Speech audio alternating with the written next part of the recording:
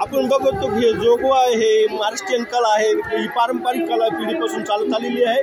आपण हे जोगासाठी ज्या महिला बसलेल्या आहे ह्या काही पिढीमध्ये कला नवीन पिढीमध्ये केलेल्या आहे।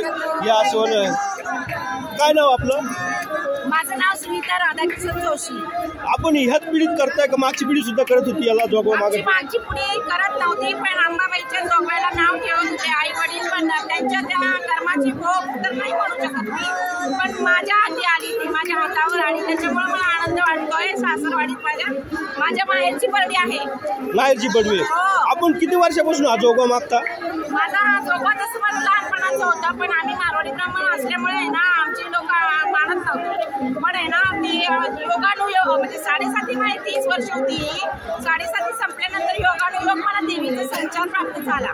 मग सर्व दुःख मी माझे पहिले दुःख होते तेव्हा पण आठवायला लागले।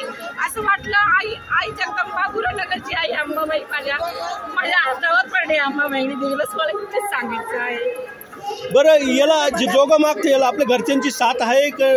नव्हती, पण भगवती माता आपली 3.5 फीट शक्ती माता 2016 मध्ये माझे संचार यायला लागले ना, त्यावेळेस मला आपोआपच 3 घंटा अंबाबाई माझ्या अंगावर खेळली। मग त्यांना मानावंच लागलं, मग त्यांना होम वगैरे करावं लागलं, पण नवऱ्याच्या परीक्षेमध्ये मला उतरायचं होतं।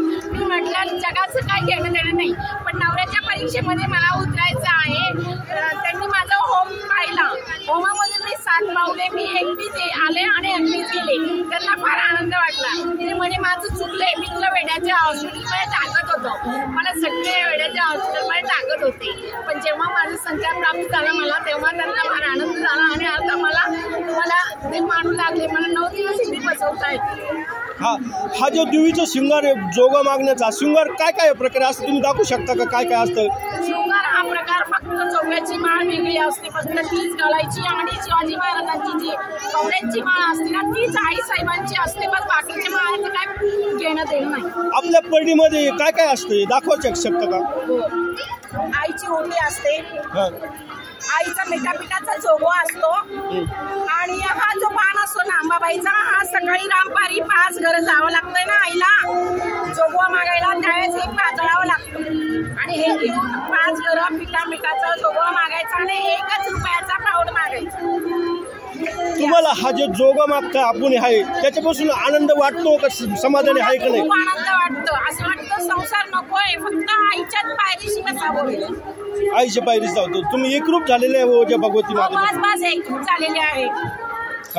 महाराष्ट्राची पब्लिकला महाराष्ट्राला काय संदेश देशाल किंवा भारतातल्या देशाला काय संदेश देशाल? तुम्ही जे जोगवा कला राबवतो आपण, पारंपरिक कला आहे, त्याबद्दल काय सांगशाल? या कलेबद्दल सांगणं आहे, अंबाबाईची बर्डी म्हणजे आज महाराष्ट्राची जगज्जननी आहे, आणि तिला लाथावू नका, बस इतकंच सांगणं आहे माझं। भिकारी म्हणून लेखू नका।